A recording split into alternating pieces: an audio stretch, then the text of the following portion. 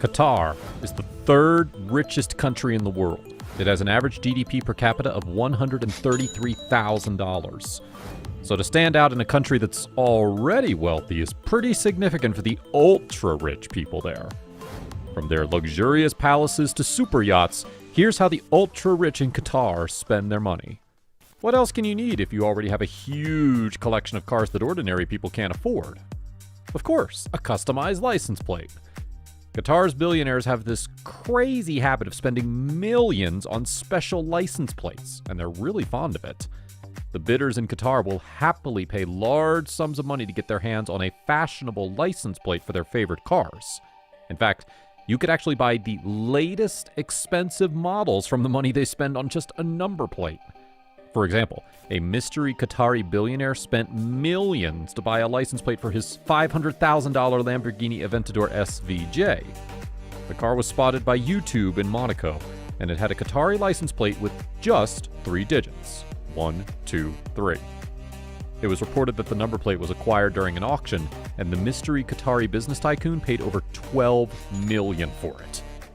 The businessman specifically traveled to the auction to purchase that number plate, and apparently he purchased it for personal use and has no plans of reselling it. Weddings are always pretty expensive, but exciting events in most countries. They're widely celebrated, but the number of guests typically stay between 150 and 200. It's pretty hard to add more people, right?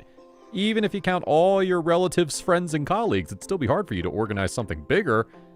But not in Qatar. The ultra-rich arrange wedding events that can only be described as grandiose, and the number of guests invited are just mind-blowing. The events last for more than a week, and the guests are taken to different breathtaking destinations. Obviously, the Qatari elite employ their private Boeing planes for the transport. These events are literally a matter of pride for these billionaires, as they spare no expense on the decorations, entertainment, and food for the guests. In fact, you could easily organize multiple regular weddings with the same budget that an average Qatari billionaire spends on his daughter's wedding.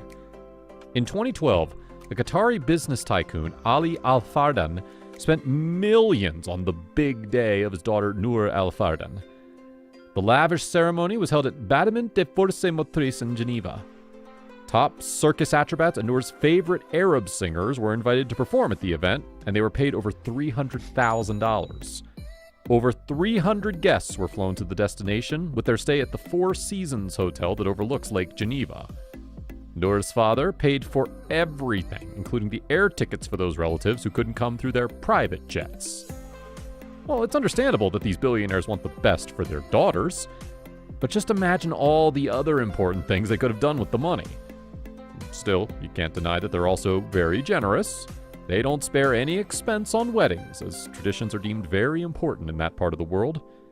It's no secret that Arabs have an undying love for horses, and they have excellent knowledge about them. Arabian horses have been well known even beyond the Arabian Peninsula. Centuries ago, these exceptional and strong horses became the brand of the Arabian Peninsula, even before the word brand existed. So it doesn't come as a surprise that in Qatar, as well as other Arabian countries, the horses are treated with the utmost respect, and the elite class there spends unrealistic amounts of money on them. In fact, Sheikh Fahad bin Abdullah Al Thani, who's a member of Qatar's royal family, spent over $10 million in over a year to purchase several horse breeds for himself and his family. But that's nothing as compared to the cost required for the maintenance of these horses. The conditions in which they're kept can easily be envied by humans. Their stables are never smelly or filthy. They're always kept perfectly clean and bright. In fact, the smell while walking through these stables is similar to that of a 5-star hotel. And we're really not kidding here. The royals spend over millions of dollars for this top-class maintenance. Cars are now just old-fashioned for Qatar's ultra-rich who are blindly spending hundreds of millions on super yachts. One such example is the Al Lusail super yacht owned by Sheikh Tamim bin Hamad Al Thani. Priced at $500 million, it literally puts the super in super yacht. Previously known as Project Jupiter, Al Lusail is now named after Qatar's beautiful city. What's even more interesting is the yacht has a length of 123 meters, which is just 1 meter shorter than the super yacht Katara owned by Tani's father. It seems like Tani designed his yacht 1 meter shorter out of respect for his father. But 1 meter doesn't really matter when you have a huge beam of 75 feet. That's comfortable enough to easily accommodate over 36 guests and 56 crew members. It's been divided into 6 luxurious decks that can be accessed through elevators. And you can't talk about a super yacht without mentioning the infinity pools. Apparently, Al Lusail has not just one, but multiple swimming pools, though we don't know the exact number. Besides this, it also boasts a number of lavish amenities, such as the presence of a well-equipped gym and a beauty salon. There's also an incredible barbecue area, a dedicated tender garage, and a fancy beach club. Yes, this super yacht is a whole floating mansion. When the Emir has to receive his famous and VIP guests, he doesn't even have to worry, as there's a helicopter landing pad. The yacht weighs over 8,489 tons. Now, you might be thinking it would take very long for the yacht to cover smaller distances due to its mighty weight. But, to burst your bubble, this super yacht can reach a top speed of 16 knots despite its massive weight. The English city of Manchester seems to be the favorite destination for the ultra-rich of Qatar. This may sound strange, but according to some reports, over 70,000 people from Qatar, Kuwait, Saudi Arabia, and Iraq visit Manchester every year, and they spend thousands of dollars during their stay in the city. But what makes these rich people crazy about Manchester? Well, there are a lot of reasons. But the most important is that the majority of the high-end shops are located just walking distance from the top 5-star hotels. That's why they prefer to visit Manchester over London, where they have to spend a lot of time on the roads. But this isn't the only quirk. They pay hundreds of pounds to get extra rooms for storing their luxury items that they bought while they're in the city. Yeah, you heard that right. A separate room just for their expensive purchases.